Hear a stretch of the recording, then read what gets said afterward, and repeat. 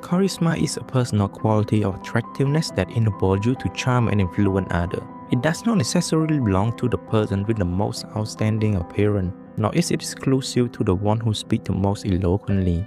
Instead, it's an aura that naturally makes people want to approach you, listen to you, and even can't help but smile to you. Some wish to be that kind of quality.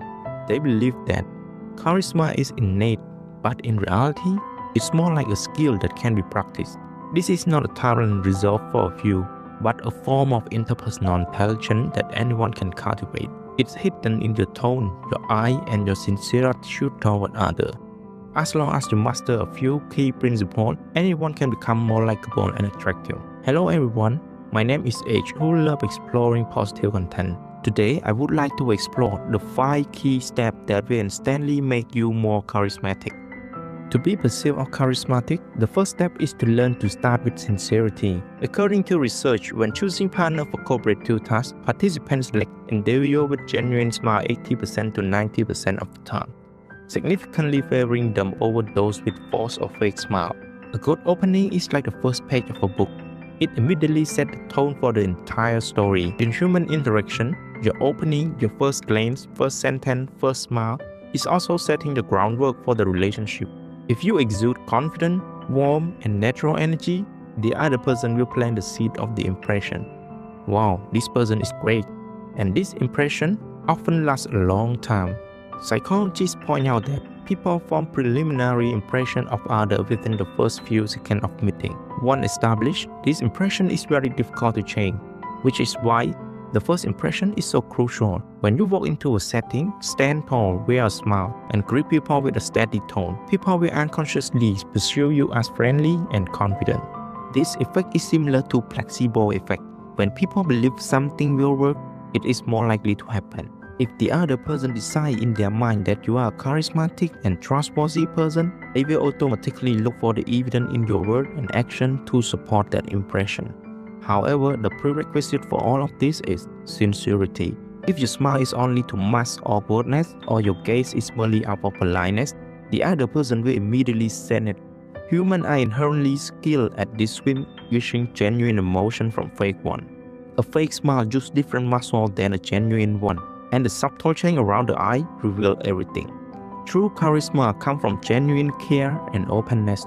You can practice a confident posture and natural greeting, but most importantly, let that goodwill truly come from your heart. When you sincerely want the other person to feel comfortable, your aura will naturally become soft and warm. That feeling cannot be faked or fabricated. In this aura that values speed and efficiency, people often need 1/10 of a second to judge someone's appearance. In other words, before you even open your mouth, the other person's liking or disliking of you have already been quietly formed. This is not fair, but it is human instinct. In ancient times, people had to quickly determine if a stranger was friend or foe, and this ability for the rapid judgment became a part of our brain. Even today, we still use appearance to speculate about a person's character, honesty, and capability. Psychological studies have even found that simply looking at a candidate's face can predict who is more likely to win an election. Appearance is not everything, but it is indeed the starting point that influences the impression. Given this, what we can do is not strive for perfection, but let our external presentation convey the message: I care about myself. Clean clothing, a tidy hairstyle, and a fresh scent. These seemingly tiny details communicate an attitude: I respect myself, and I also respect the person in front of me. One does not need to look like a celebrity or to be covered in a designer brand. The important thing is whether your exterior reflects your state of life and spirit. Research shows that people who look healthy, natural, and clean are more likely to be considered trustworthy. This is not about being superficial. It is because appearance provides a sense of security, making people feel you are stable and organized. Clothing is the same. It does not need to be expensive, but it should be appropriate. Dressing neatly and suitably for the occasion is enough to show taste and self-respect. When you are willing to spend a little extra effort on grooming yourself, others will read your attitude toward life from it. And that attitude in itself is a part of charisma. However, true charisma is not about making yourself sparkle. It is about making others sparkle. Many misunderstand charisma, thinking they need to be the center of attention, say the wittiest thing, or show off their achievement. In fact, truly charismatic people often know how to make others feel great about themselves. Interactions are like a competition without explicit rule, where everyone hopes to feel like the appreciative party in the conversation.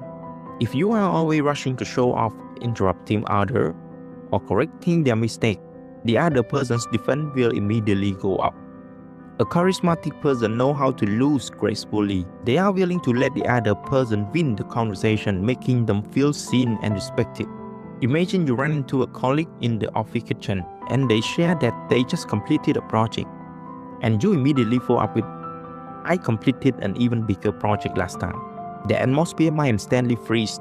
But if you smile and say, "That must feel really fulfilling," or "Wow, that project sounds challenging, how did you pull it off?" they will immediately feel your interest and affirmation. In such a lost the topic, but you won the other person's heart. This is because in that moment, you made them feel important. This grace to lose is actually the highest level of confidence.